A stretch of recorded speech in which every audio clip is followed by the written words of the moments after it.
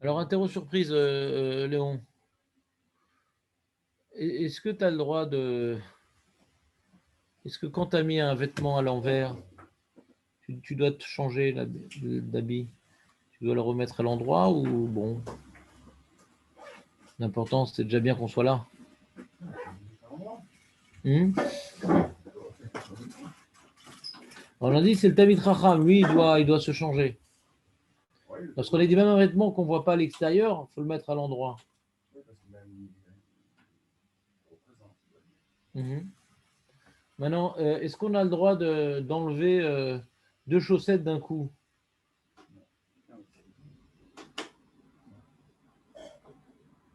Nathan, C'est marloquet.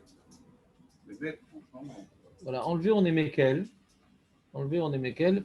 Le problème, Léon, le problème c'est mettre la casquette avec la kippa, les deux chaussettes ensemble. Mais enlever, c'est une marloquette, donc on peut être Mekel, il a dit. Le Rav Auerbach et le Rav, je sais plus quoi. C'est bon ou pas? Interro surprise. C'est le fait de mettre. C'est pas deux choses en même temps. Mais enlever, c'est pas un problème. Tu veux une autre interro surprise, Jonathan, ou pas? Je pense que j'étais confiant. Hein? Mais c'était confiant. Non, s'il te plaît. Moi, le but de ce cours, c'est de vous rendre humble. Et c'est pas, je me suis rendu compte que c'est pas si dur. Regarde, on peut lire les tombes. Et des gens, ils n'ont plus de livres à la maison, ils vont au cimetière, ils vont lire sur les tombes. C'est très intéressant. Si c'est incrusté, l'écriture est incrustée, on peut lire. Ah. Si c'est bolette, c'est ça. Voilà, couscous bolette. C'est bon, Léon, ou pas? Quand c'est en relief, on peut pas lire. Voilà. Quand c'est en creusé, On peut. on ne sait pas quand c'est juste écrit. Non, creuser, il n'y a pas de problème. Et juste écrit, c'est une marloquette. Enfin, c'est un safek. Hein? Sors ça. Quoi, tu essaies de prendre confiance en toi, Jonathan? J'adore ça, parce que quand quelqu'un il essaye de faire ça, c'est pour moi un projet de lui empêcher.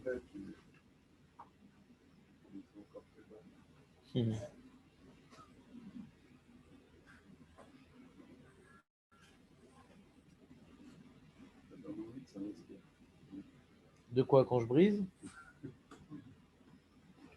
Est-ce qu'il faut s'habiller de Cherouti ou de Cheroutim? Hein?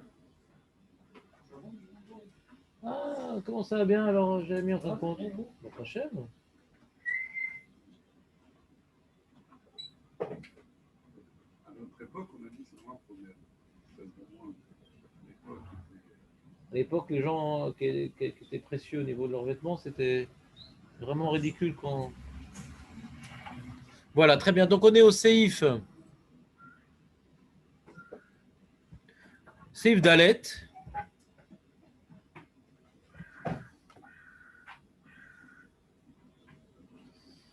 In'ol mina'al yamin tehila velo ikshirenu v'achaka inol shel smol v'ikshirenu v'yarzor v'ikshor shel yamin.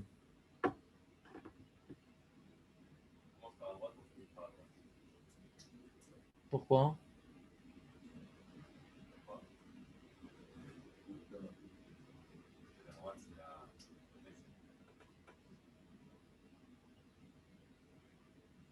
T'as une idée, Jérémy, ou pas? Alors, déjà, on va lire ce qu'il dit le Mishnah Berurah, après on va essayer d'ajouter des informations. Alors, il dit Sheken Matinu. José José José Sheken Matinu Batora Shayamin Chashuv Tamid Lenyan Bohen Yad Veregel ou Lechol Adevarim Shemagdimim Ayamin Lesmol. Il rapporte le Mishnah Berurah une illustration dans la Torah que quand maintenant le Metzora il a besoin de sa tahara, le lépreux il a besoin de sa tahara, alors il trempe le pouce droit de la main, du pied. On voit que le droit dans la Torah il est mis en valeur. Pourquoi on s'en fout? Je vais expliquer pourquoi on s'en fout. Même dans ces choses-là, il faut penser à Dieu. Ah, Khazak. On va voir. Une bonne remarque, Ren. Seif Vav, Seif Katan Vav, mais Iksherenu, par contre, quand on vient lier des choses, il faut commencer par le côté gauche. Delenyan Kshira Matsinu Shatora Natna Chashivut al Smol. Chez Kosher et la Tfila.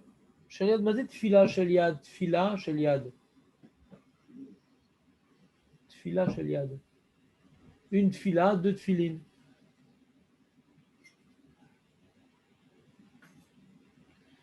Que quelqu'un de normal, j'espère qu'il n'y a personne de gaucher ici pour se vexer, mais quelqu'un de normal, eh bien, il accroche à gauche.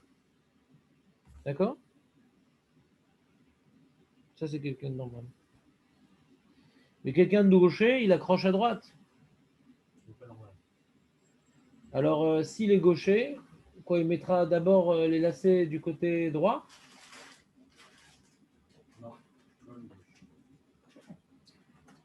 Qu'est-ce qu'il y a, José?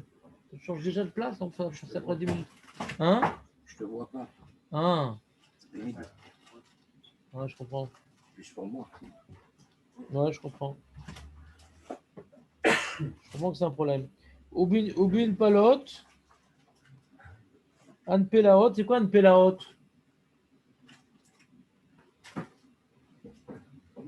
Anne Pelaot, on est dans le Mishnah. Ah, c'est ceux qui texte. Ah, Razak. C'est les chaussettes. Anne Pelaot chez l'Eved. C'est quoi l'Eved? L'Eved. Non, c'est pas ça, José. L'Eved. C'est quoi le l'Eved, Marco? Mhm. Pas Eved, l'Eved. Lamed Bed Dalet. Non, David, n'essaie pas. Aucune chance. Oui, non, mais je dis ça aux autres. Pour toi, c'est pas ça le truc.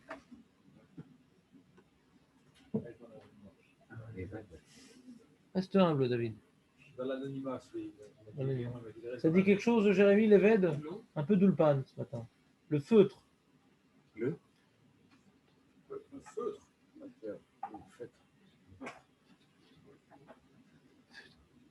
C'est quoi le feutre? Bah, c'est un type de tissu, le feutre. Tu n'as jamais entendu parler de feutre? Oui, oui, le chapeau, le feutre. Si tu veux. Le feutre, c'est un agglomérat de laine, de poils. C'est ça, le feutre. Ouais, comme il dit José, les chapeaux, c'est du feutre à partir de poils de lapin. On mettait des feutres. Les chapeaux sont lapins. Alors, eux, ils mettaient des chaussettes en feutre. Les pieds noirs. Il y avait toujours plein de feutre dans les pieds. Ouais. Chapeau. Alors, une pelaot shel leved, en salakdim small lekshira, parce que eux, ils accrochaient leurs chaussettes aussi. Il n'y avait pas d'élastique là, dans les chaussettes. Il n'y avait pas d'élastique, donc il y avait ils accrochaient avec des cordons, les chaussettes. Si tu ne comprends pas, c'est pas grave. Ils accrochaient les chaussettes avec des cordons. Alors il dit pareil, il dit les Anpelet Shelevet, Ensalagdim Small Nekshira. Il dit non, dans ça, il n'y a pas besoin de donner la préséance à d'abord accrocher le côté gauche des chaussettes. Dans les chaussures, oui, dans les chaussettes, non. Bon, aujourd'hui, nos chaussettes, elles ont des élastiques, donc pour nous, les chaussettes, ce qu'on doit retenir aujourd'hui, c'est que pour nous, les chaussettes, il faut mettre d'abord la chaussette droite avant la chaussette gauche. Mais on ne les accroche pas, donc on doit juste faire d'abord l'ordre droit avant le gauche. Mais il n'y a pas de cordon. Iteriad, donc Iteriad, c'est les gauchers. Chez manière Tfilin Béhamine, que lui, le pauvre, il met les tfilines du côté droit. J'en ai vu un ce matin, le pauvre. Yagdim Yamin Gam Lekshira. Lui va d'abord. Lui, il va pas accrocher comme nous les chaussures. Ouais. Il va mettre les chaussures d'abord du côté droit. Hein? Comment? Le gaucher. Non, Et tu vas faire l'inverse de un droitier. Donc. non. Il y a deux sujets, les amis. Je comprends votre tourment, mais je vais essayer d'y résoudre un petit peu. Il y a deux halakhot. Il y a une halakha de quel côté il faut mettre d'abord, c'est le droit, et une halakha, qu'est-ce qu'il faut nouer d'abord, le gauche. Ah, ouais, ouais. D'où on apprend qu'il faut mettre d'abord le droit, la lèvre, mais pas du tout. Mais qu'est-ce que tu racontes? La chaussure, c'est pas une halakha. Puis d'où on apprend? La chaussure, c'est pas une source, c'est une conséquence. Ou tu as vu dans la Torah qu'on met d'abord la chaussure droite? On a rapporté des psukim avec la lèpre, on trempe le pouce droit du pied, de la main. Donc, et là-bas, il est marqué si le Kohen il est gaucher, que ça va être la gauche. Allô? Il n'y a pas écrit, non? Donc, gaucher ou pas gaucher, c'est toujours à droite qu'on va mettre la chaussure. Gaucher ou pas, c'est toujours à droite qu'on va mettre la chaussure, qu'on va mettre le gant, qu'on va mettre les chaussettes, qu'on va mettre la manche. La manche.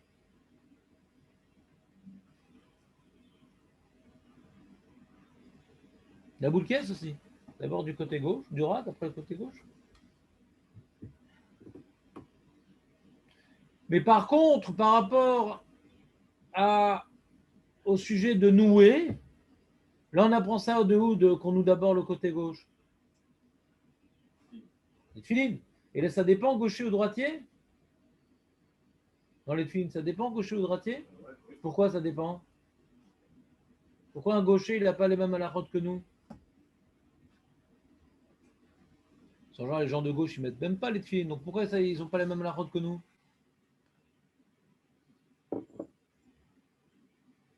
Pourquoi dans ça on fait attention au gaucher?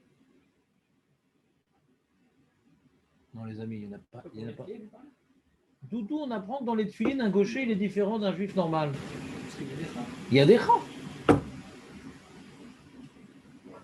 Il y a de kehe, la main faible. On met à la main faible. Donc pour nous, la main faible, c'est la main gauche. Et pour mon voisin de droite, ce matin, c'est la main droite. D'accord? C'est bon ou pas? Mais là, la boîte, elle ne doit pas toucher le cœur. Arrête. Le cœur Non, peut gaucher le même Arrête. endroit, non? Apprends à la route sans essayer de ramener ta sauce, ça te fera beaucoup de bien. Mais on s'en fout, c'est pas le sujet maintenant. Tu es d'accord qu'un gaucher met du côté droit? Point. Maintenant, on est en train de parler des lacets, on n'est pas en train de faire la larotte filine. Arrête, David, arrête, fais preuve de discipline. Arrête. Le cœur, il ne bouge pas. Comment? Le cœur, qu'il soit droitier ou gaucher, il ne bouge pas. Mais arrêtez les mecs, on est en train maintenant de rappeler, on est en train de ramener une halakha, on n'est pas en train de développer un sujet. On est en train de dire d'où on sait que les lacets, on met du côté gauche. Ouais. On apprend ça des tefilines, qu'on met les tefilines du côté gauche. Donc, puisqu'on apprend ça des tefilines, plus vous donnez des remarques et plus vous oubliez tout l'ensemble. Alors, arrêtez d'aller dans tous les sens. Donc, puisqu'on apprend ça des tefilines, et comme les tefilines, le droitier met du côté gauche, et que le gaucher met du côté droit, donc nous dit le Dvoat Shor, c'est pas le Shulchan Aruch qui dit ça, c'est pas le Magen Avraham qui dit ça, enfin, c'est peut-être le Magen Avraham l'a rapporté, je sais pas. Le Dvoat Shor, c'est un posek Kadmon, un Acharon Kadmon. Il veut faire une nafkamina. Il dit, comme un t'es gaucher, de la manière que les tefilines, tu mets l'autre côté, et là, c'est aussi, tu commences par le côté droit. C'est-à-dire, tu vas mettre d'abord la chaussure droite, ensuite, tu vas mettre la chaussure gauche, après, tu vas mettre ton lacet droit, et après, tu vas mettre ton lacet gauche. Quoi? Là, c'est On bouge de gauche à gauche et après on bouge de droite. Attends, vous écoutez quand je parle ou bien vous faites un. Je suis en train de parler d'un gaucher, Ribono Shel Olam. Je suis en train de parler d'un gaucher.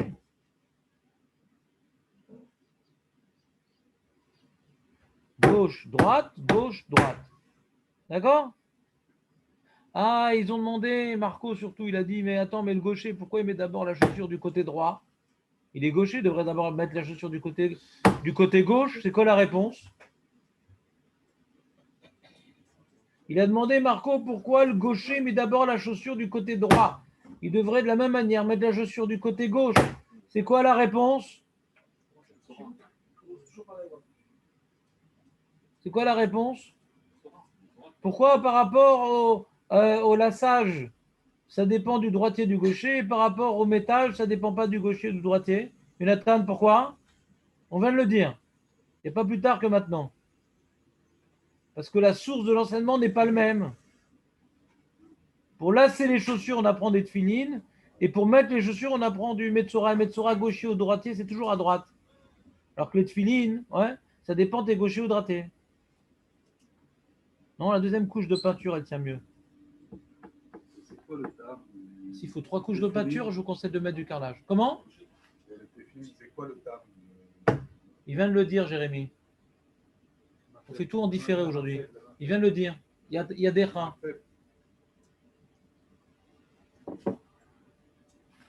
C'est bon, c'est vraiment pas difficile. Il suffit d'écouter. Maintenant, le Mishnah Berurah dit celui qui est gaucher, alors les lacets à droite et tout.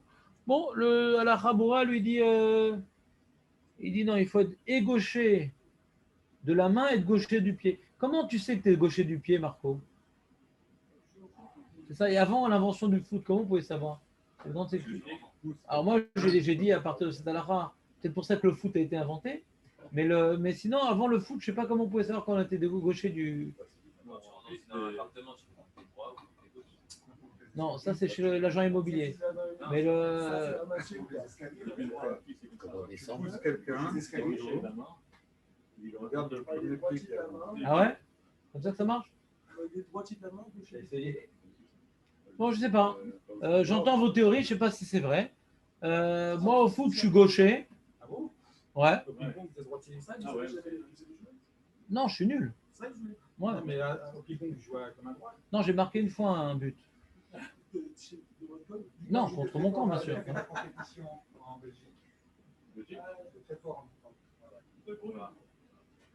C'est bon? Donc le Halacha Berurah rajoute que pour l'histoire des lacets, quand est-ce que les lacets on commence à droite, il faut être gaucher. Et de la main et du pied, il rajoute. Et du pied aussi. Sinon, tu fais comme tout le monde, mon ami.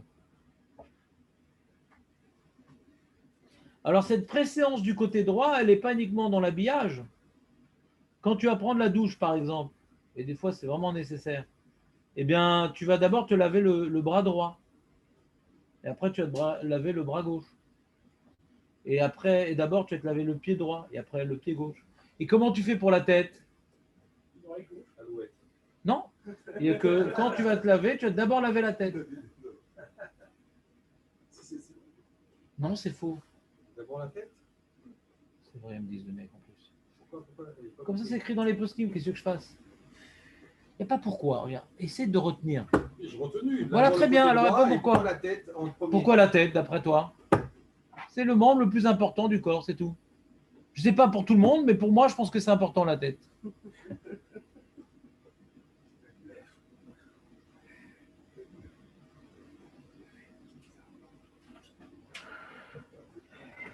D'accord? Donc, dans la douche, on donne tout le temps la présence au côté droit, sauf la tête.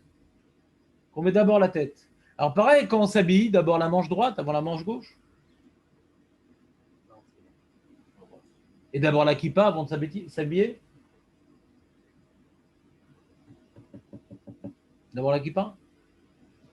On se déshabille pareil, on enlève la manche droite avant Mhm. s'habiller. Nachon. Pas l'inverse. Je sais pas, d'après toi. Je sais pas, alors très bien, c'est pas grave. Je vais me rester dans l'ignorance. Je dirais que c'est que pour s'habiller. Alors, moi, je sais quand on se lave, comme la main la plus forte, c'est la main droite, on se lave toujours le bras gauche au début. En général, Tout le monde fait comme ça. Quoi? Quand on est droitier, on a la main forte et machin, quand on commence à se laver, on commence toujours comme ça. On commence par la main gauche, tout le monde fait ça ici. Non, mais est-ce que tu veux savoir au niveau statistique, au niveau le khatik? J'ai pas Non, compris. voilà, donc, Je t'ai dit la lacha. D'accord? J'ai pas besoin de savoir ce que les gens ils font. il faut changer. Donc. Ça m'intéresse pas. Ouais, il faut changer de bras, il faut commencer par le bras gauche. Hein? Oui, avec la main gauche, le savon comme ça. Regarde, c'est Mishnah Berurah qui dit dans le Sif Katan Zaïd. Chut, David. David, Oui, oui. ramène ta muselière. Keshu Rochetz. Il dit, c'est Mishnah Berurah qui dit ça. Kishu rochetz, Vessar, il est en train de s'enduire de choses. Yamin techila, Vimsar kol gufo, roche techila. Mipni shu melech al kol haivarim. Donc c'est un Mishnah Berurah, mais fourrage. C'est bon?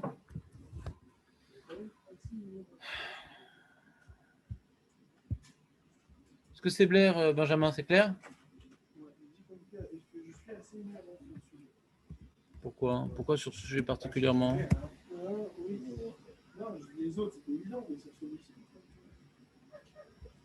Non, mais bon, c'est Chaval que vous disiez à chaque fois que vous êtes ignorant sur un sujet. Ça fait de la peine, quoi.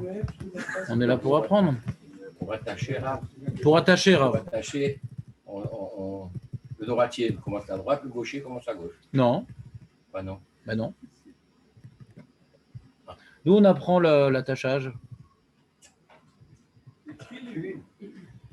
T'attaches de quel côté, toi? À droite ou à gauche, Etcheline? Hein? Je sais pas comment te la poser la question. Là, je te filines à gauche, toi, je suis droitier.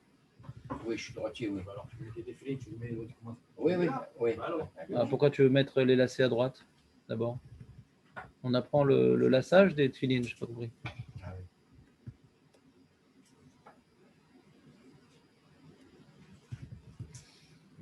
vous n'avez pas dit pour enlever les lacets. C'est pas comment. Je dis, mais t'écoutes pas. Ah non, je pense qu'on C'est pas grave. pour enlever, déshabiller, enlever les lacets, vous avez dit?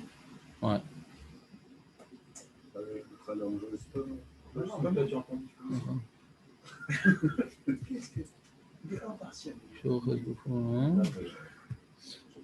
Allez, on continue. Ça, c'était le Seif Dalet. Donc, le Ishmatzliar, il rapporte également que par rapport à l'histoire des lacets, on ne regarde pas si tu es droitier ou gaucher de la main. Ça ne suffit pas. Il dit qu'il faut être gaucher de la main et du pied, il dit le Ishmatzliar. Si tu es uniquement gaucher de la main et pas du pied, alors tu fais comme tout le monde, le lacet d'abord du côté gauche et après le côté droit quand tu mets, et quand on lève, c'est l'inverse. Allez, on continue. Seif He Keshe mina alav cholet shel smol techila. Voilà, ah, incroyable. Quand on enlève ses chaussures, cholet c'est enlevé. Quand on enlève ses chaussures, on enlève d'abord du côté droit. Il nous dit le Mishnah Berurah, c'est peut-être un trait. C'est pas alors, mais Chez cholet mina, cholet c'est shel smol techila. C'est quoi ton problème? Et vous êtes complètement fous, les mecs. Hein. Vous êtes braves. Il y a les lacets, il y a les chaussures, je comprends pas. Ce qu'on a mis, on fait l'inverse, je comprends pas. Parce que je savais pas que c'était tellement compliqué, un sujet tellement simple, je comprends pas. On met d'abord la chaussure droite et après la chaussure gauche, et on enlève d'abord la chaussure gauche et après la chaussure droite. Et le lacet, on fait d'abord le lacet du côté gauche et on délace du côté droit. L'inverse, je comprends pas le problème. non, parce que Allez.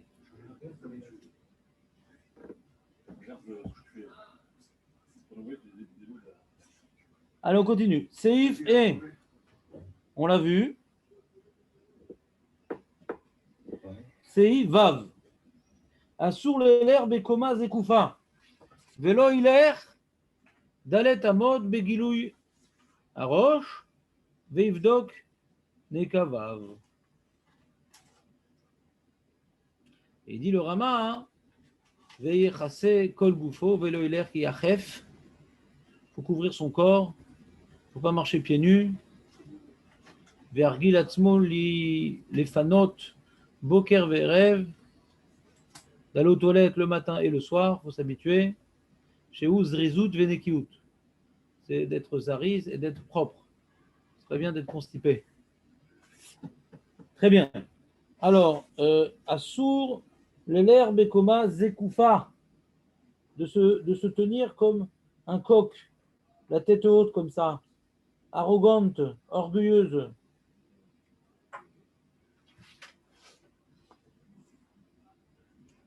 Chez Dochek, il explique le Mishnah Berurah, c'est le tête. Chez Dochek, raglé Ashrina kaviachol. C'est comme si qui repoussait les pieds de la Shrina. Hachem, il est le Melech Haolam, Hachem, il est au-dessus de tout. Quand tu marches comme ça, comme un coq, avec la tête en l'air, la tête levée comme ça, avec les yeux hautains, eh bien, tu te prends pour Dieu, donc tu repousses la présence divine, Chas Shalom. Kadvu Acharonim d'Assour, Afilou Pachot Midalet Amot, Vepashut d'Afilou Omed Bimkomo Eno Oler Klal. Ouais, même marcher 2 pas, on ne doit pas marcher comme un coq. Mais quand tu marches pas, tu peux lever la tête. Le problème, c'est de marcher comme un coq. De se tenir comme un coq, c'est pas très grave. Ça donne la chair de poule. Comment? Il faut regarder le sol. Regarde le sol, Samuel. Parle au sol aussi. Même rester sans marcher, ça t'arrive? C'est ce qu'il dit que non. Il dit que non. Pourquoi il y a fini? Il dit Afilou pachot midalet amot. Oui, c'est D'Afilou omed bimkomo. Ah, t'as raison, j'ai mal lu. Le pachout d'Afilou omed. J'ai sauté un mot, d'accord. Le pachout d'Afilou omed bimkomo. Veno l'erklal. Ouais, il dit peu importe, d'accord, j'ai mal traduit, excusez-moi. Ouais, c'est une posture systématiquement interdite.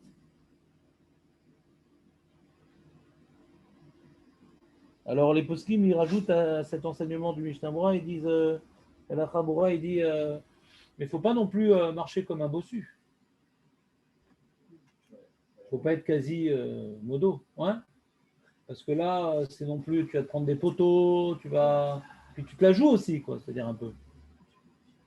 Faut être normal, quoi. Ni comme un coq, ni comme une tortue, ouais, normal. Donc, qu'est-ce qu'on apprend de toute ça, la route en vérité? Le mec, il va me dire, ouais, mais Rav, quand même, c'est pas très grave, tout ça. Mettre d'abord du côté droit, du côté gauche. Alors, Benjamin, il dit la discipline, Rav, Baruch Hashem, très, très bonne idée. C'est qu'un juif, ouais, la Torah, elle veut nous habituer on a sur chaque question une réponse. Il n'y a pas d'initiative personnelle. Vous êtes habitué à être subordonné à la volonté d'Hachem, à la volonté des sages. Et cet effort de subordination, hein, il n'est pas arbitraire. Alors l'important, c'est quand tu fais quelque chose, ouais, savoir est-ce que tu commences à droite, à gauche, tout le temps faire les choses de manière systématique. Ouais. Ça fait gagner du temps, déjà, d'être organisé, discipliné. Puis c'est une subordination à la volonté divine, c'est-à-dire, rien que tu mets tes chaussures, tu as accompli une mitzvah. Aurel, rien que tu mets tes chaussures, tu as accompli une mitzvah. C'est magnifique. Et surtout, donc puisque déjà, il faut donner un ordre particulier, il faut dans chaque chose un ordre. On va s'inspirer des versets. Pourquoi tu vas t'inspirer d'un livre de diététique? C'est les versets qui vont déterminer tes habitudes systématiques que tu devras adopter au jour le jour, à chaque instant de ta vie. D'accord? Alors, on te dit comment tu mets tes chaussures, comment t'enlèves tes lacets, et comment tu te tiens. Ouais. Chaque mouvement que tu vas faire, il va être lié à un acte que la halakha t'a ordonné, ou t'a préconisé, ou t'a favorisé. Allez, on continue. Et il faut pas aller avec la tête découverte. Assur les l'herbe et koma zekoufa.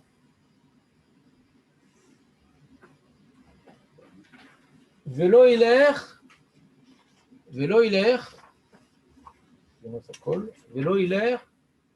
dalet amod begilou yarosh. Et il dit le Rama entre parenthèses, mipne kavod ashrina. Il ne faut pas marcher 2 mètres avec la tête découverte. Et il dit le Mishnah Bora, filou bebait, chez Jvotikra, même dans la maison qu'il y a un toit. Il ne faut pas avec la tête découverte, donc c'est pas comme le Shulchan Aruch. Ouais. Shulchan Aruch, il a dit il ne faut pas aller à Arba Amot, Begilo à Roche. Donc comme maintenant Mishnah me dit, Aflou bebait, chez Jvotikra, Kol Sheken Tarata Avir, Hashamaim, Deesh Izaher, les Kula Alma. Il faut faire attention d'après tout le monde. Assur le l'herbe et comme un skoufa, vélo et l'air, Dalet Amot Begilou Yarosh. Alors il dit ce qu'on a marqué, il dit le Mishnah Bora, ce qu'il a marqué dans le Shulchan Aruch, il ne faut pas marcher 2 mètres en ayant la tête découverte, peu importe que tu es à l'air libre ou que peu importe que tu aies un plafond. C'est ça qu'il veut expliquer le Mishnah Berurah. C'est pas, le Shulchan Aruch ne parle pas d'un cas où tu es dans la rue. Même à la maison, le mec il se réveille de son lit, ouais, et il va aux toilettes sans sa kippa. Non. Non. Tu marches pas 2 mètres sans la kippa.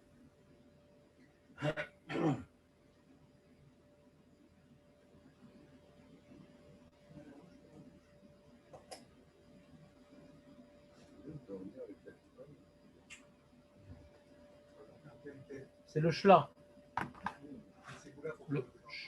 C'est pas toi le ravassou, le rot alacha lifnei rabo. Tais-toi, tais-toi. Le shla, il dit c'est bien de dormir avec la kippa. Tu n'es pas obligé de rester pendant la nuit avec la kippa, mais tu t'endors avec la kippa. Donc si tu as encore une fontanelle, tu peux mettre une punaise pour que ça tienne. Ouais. Mais sinon, c'est pas grave, ça tombe. Tu n'es pas obligé de mettre une kippa avec des azikonim autour de la gorge. Ouais. De dormir avec la kippa, c'est bien. C'est pas de la lacha, c'est du shla. De la chassidoute. Ouais. Tu n'es pas obligé, mais c'est bien. Maintenant, et si je suis assis dans ma voiture, je ne marche pas, est-ce que je dois mettre ma kippa aussi? Parce que souvent, j'ai des discussions avec les taxis. Le monsieur n'a pas de kippa, il dit, mais je suis religieux, tu sais. Alors, il n'a pas de kippa, mais il n'ouvre pas le capot. Alors, il explique la Chabura, qu'en Israël, de nos jours, qu'il y a 2 types de gens. Il y a les gens avec kippa et les gens sans kippa. Et les gens avec kippa, c'est des gens religieux. Les gens sans kippa, ils sont pas forcément Mechalel Shabbat. Ouais. Il y en a certains qui font Shabbat. Mais en tout cas, ils sont moins religieux, on va dire. Ils ne manifestent pas leur attachement à la religion de manière publique. Eh bien, il dit, donc c'est fondamental de mettre la kippa en Israël, même s'il y a certaines opinions qui disent qu'Al Pi Halacha, on n'est pas obligé de mettre la kippa, etc. Il dit, bon, ça c'est des opinions ancestrales. De nos jours, tout le monde doit mettre la kippa parce que c'est une manière de nous renforcer en religion, de nous rappeler nos devoirs, de montrer à notre entourage, d'affirmer notre position religieuse. Donc, il dit, si tu veux savoir tout le sujet à l'origine, est-ce qu'on doit mettre la kippa, est-ce que c'était une halacha, est-ce que c'est... Bon, je t'écris à la fin du livre tout le développement. Mais halacha le maaseh, de nos jours, c'est très important de mettre la kippa. Il y a une discussion, celui qui met pas un postiche, mais un pastiche, ouais. Là, les sortes de cheveux pour les gens qui ont honte, ouais. Ouais, les coiffeurs. Alors, voilà. Est-ce que quand on met cette petite perruque, ouais, est-ce que maintenant ça nous acquitte de prier ou de faire les brachot sans kippa? Marloquette, et ils sont marmir les khatrila, s'il n'y a pas de problème de sina, de lynch, ouais. Alors, de mettre une kippa, bien que tu aies la perruque. Oui. Comment il peut se poser l'action de ne pas mettre la perruque, de ne pas mettre la kippa? Les cheveux, c'est... Les cheveux, ça appartient à moi. La perruque, non. On aurait pu dire que la perruque, c'est un kissoui, quoi. Les autres, ils doivent mettre une kippa. Ben, c'est toi qui dis, c'est ça la question. Est-ce que c'est par rapport à moi ou par rapport aux autres? Toi, tu as tranché, c'est par rapport aux autres, donc tu n'as pas de question. Mais avant de trancher, il y avait la question. Est-ce que c'est par rapport à moi, ou à Hachem, ou par rapport au regard des autres? La question existe. Et d'ailleurs, c'est marloquette. Mais les poskim de nos jours, ils disent c'est mieux de mettre une kippa, même quand tu as la perruque. C'est des gens qui mettent la perruque pas pour remplacer la kippa. Parce qu'ils disent chauffe qui peut, sinon. Ah, c'est fini les vacances, j'ai ami. D'accord.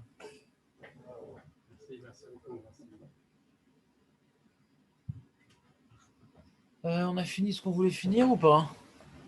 La kippa, le truc. On va voir s'il y a encore des trucs à dire.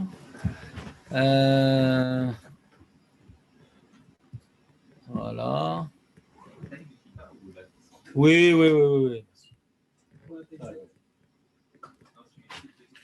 Oui. Ah, la kippa de Bennett. La kippa de Bennett. Ben, on voit c'est qui ses copains. Hein. T'es copain de Bennett, toi? peut pas savoir, il change toujours, tous les jours, il change de copain. On ne peut pas savoir qui c'est ses copains.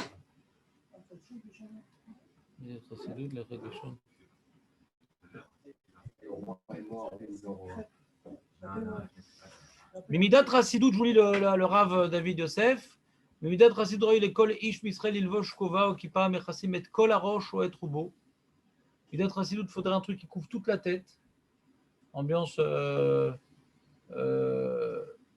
les kippot de Bukhara, là, comment ils appellent ça, là, les trucs là? Bukharim. Et kol makom minadin. Minadin, ça c'est Midat Rasidut, il faudrait une kippa qui couvre toute la tête. Ça c'est Midat Rasidut. Minadin, non, il faut une kippa qu'on puisse voir de tous les côtés. Si on ne la voit pas de tous les côtés, la kippa de Bennett, elle est invalide. Il n'y a pas que ça qui est invalide chez lui, mais ça aussi. Non, c'est un rachat. Milifnim ou me'achor menasdadim. Attends, avec les gauchistes et tout. C'est un réformé, c'est pas un religieux. C'est vrai. Il faut savoir dire sur un rachat que c'est un rachat. Il ne faut pas avoir peur. On peut avoir des opinions personnelles, mais pas maintenant diminuer la religion dans l'âme Israël. C'est un rachat. Hachem ne l'aime pas. Il faut savoir dire, quelqu'un qui a une position politique aux dépens de la Torah, c'est un rachat. C'est quoi sinon un rachat? Ils font ça. Non, c'est pas vrai. Arrête de dire des bêtises. Arrête de dire des bêtises. Il s'est déjà associé à Lapid, il a déjà fait des lois anti-religieuses. C'est un rachat, c'est tout. C'est quoi un rachat sinon? Il a été à la yeshiva, connaît la Torah, il fait des lois anti-religieuses. Quelle loi anti-religieuse? Il n'a rien fait encore. Il a déjà fait. Il a déjà fait, t'inquiète. Il veut faire un giour qui n'est pas d'après la rabbanout. Il a parlé de tout ça déjà. Ouais. Il a parlé, mais c'est un rachat de faire un giour sans de rabbanim. C'est un rachat. Il détruit l'âme Israël. C'est quoi un rachat sinon? Il faut arrêter d'être Candy et Walt Disney. Ouais, faut arrêter. Quelqu'un maintenant qui prend la parole pour tenir des opinions qui vont à la compte de la lacha, alors qu'il a étudié lui-même à la yeshiva, c'est barouk, c'est un rachat. Il ne faut pas avoir peur des mots, quoi. Je ne veux pas votre angoisse. Hein?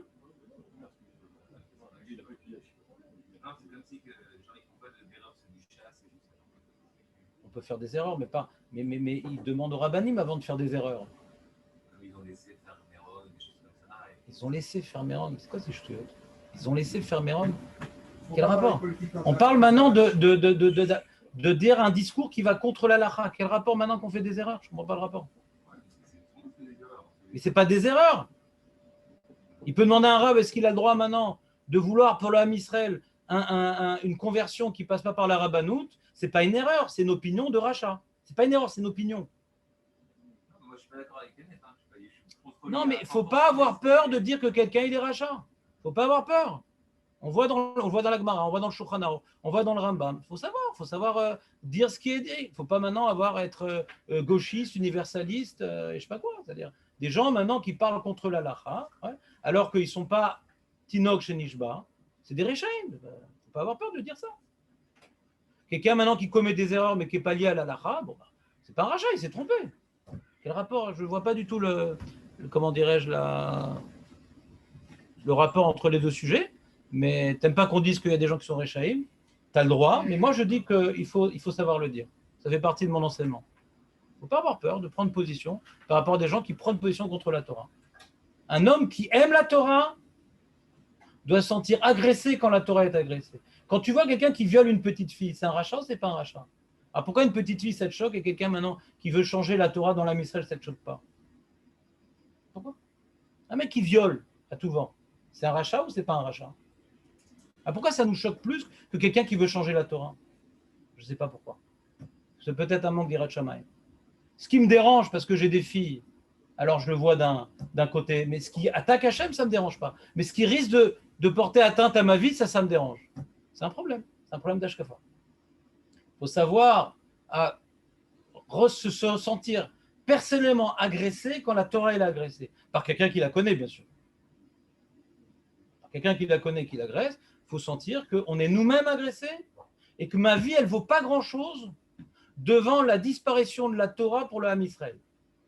Ma petite destinée personnelle, elle est rien. Il y a beaucoup de Juifs qui ont sacrifié leur vie pour que la Torah se perpétue. Donc je dois me sentir plus agressé quand la Torah elle est menacée que quand ma famille est menacée. C'est comme ça. C'est pas shoot. Donc on a dit la kippa. On a dit qu'à pi halacha, il faut que si maintenant je suis à droite, à gauche, devant et derrière, on puisse la voir.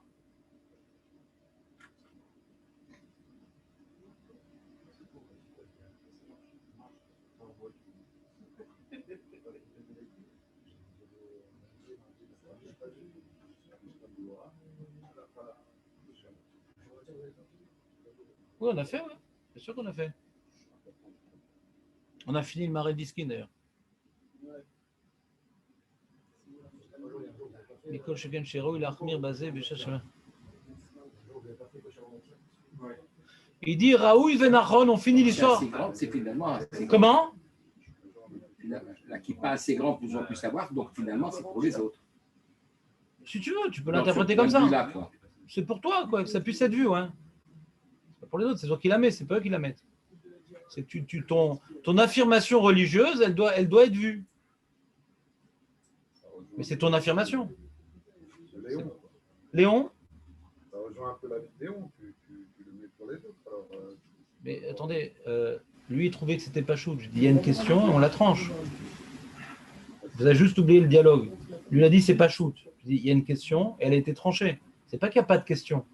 ça a été tranché On est marqué, qu'elle puisse être vue. D'accord? Mais je pense que ça n'a strictement rien à voir. Il y a deux sujets.